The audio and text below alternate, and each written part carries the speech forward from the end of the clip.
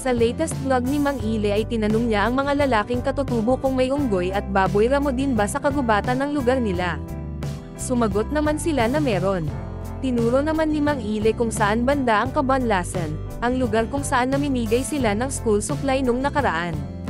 Tinanong ni Mang Ile si tatay kung ilang oras ang lakaran papunta sa Cabanlasan at kung nasubukan na ba nito.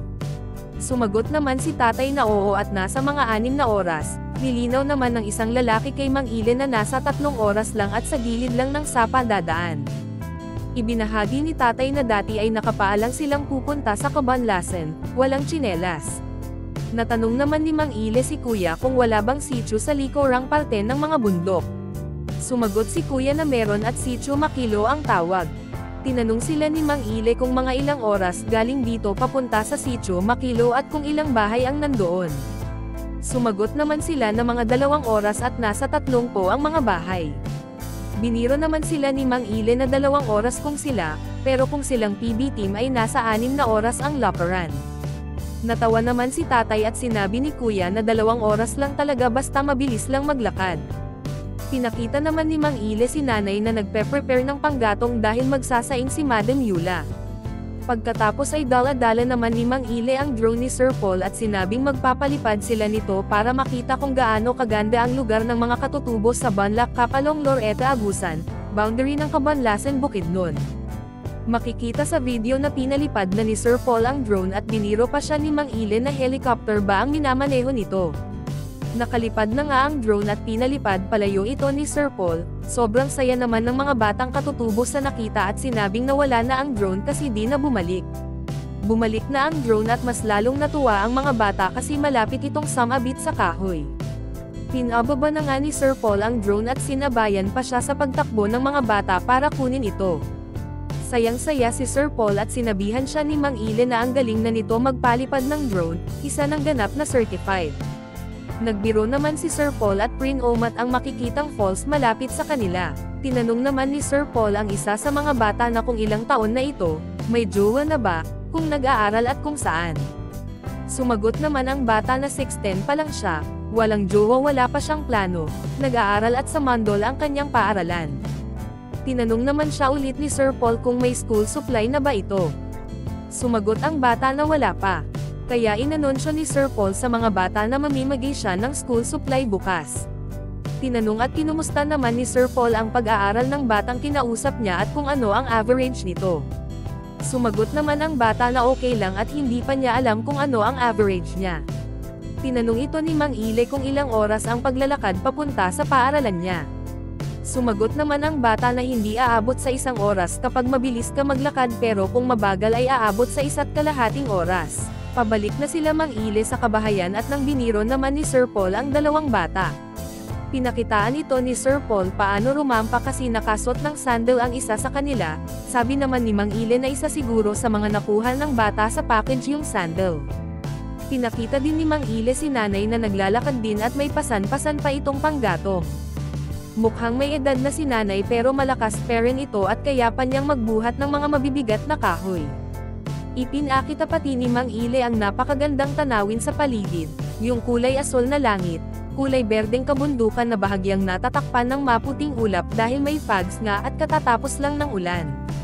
Nabanggit din ni Mang Ile na may pupuntahan pa silang sitio kinabukasan, at itinuro niya yung bundok sa malayo at sinabi pa niyang kailangan pa daw nilang maglakad ng 4 na oras. Pero kung mga katutubo daw yung maglalakad ay kaya nila itong kunin ng 2 hanggang 3 oras lang. Dagdag pa ni Sir Paul na paakyat daw papunta doon at dadaan pa sila ng sapa, kasi nga wala ng kalsada papunta sa sitio na iyon.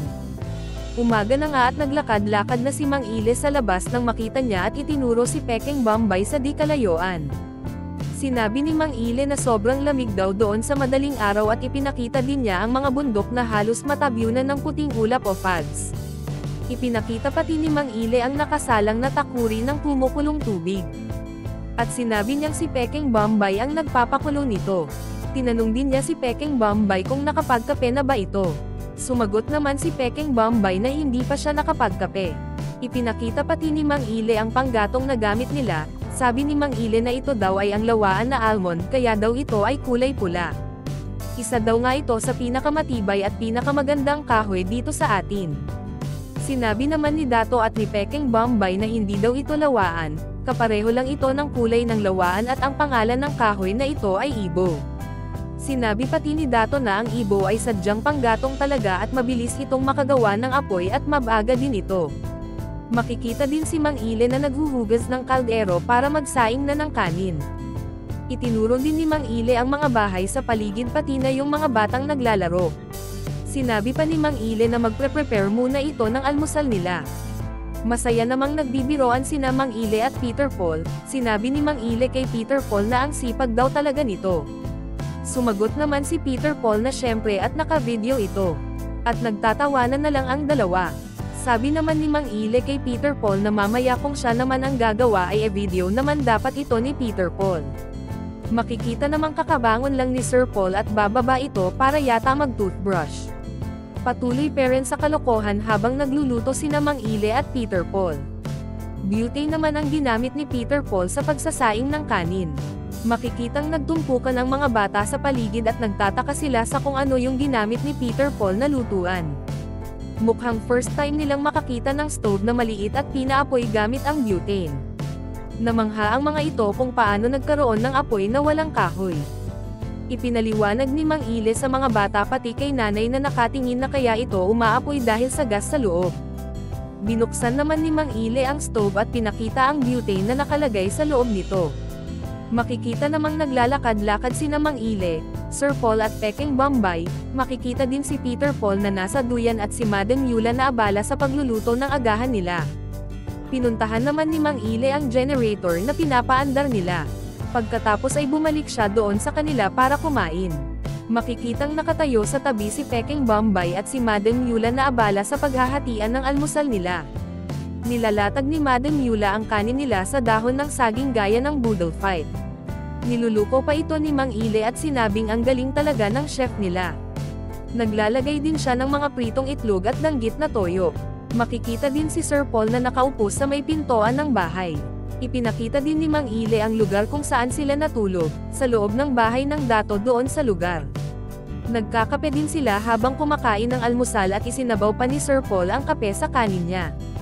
Makikita pati ang anak ni Dato na sumabay ng pagkain sa kanila. Tapos na nga silang kumain at pumunta na sila sa ilog para maligo. At para sa more summary video ng Pugong Biyahero, huwag kalimotang mag-like and subscribe.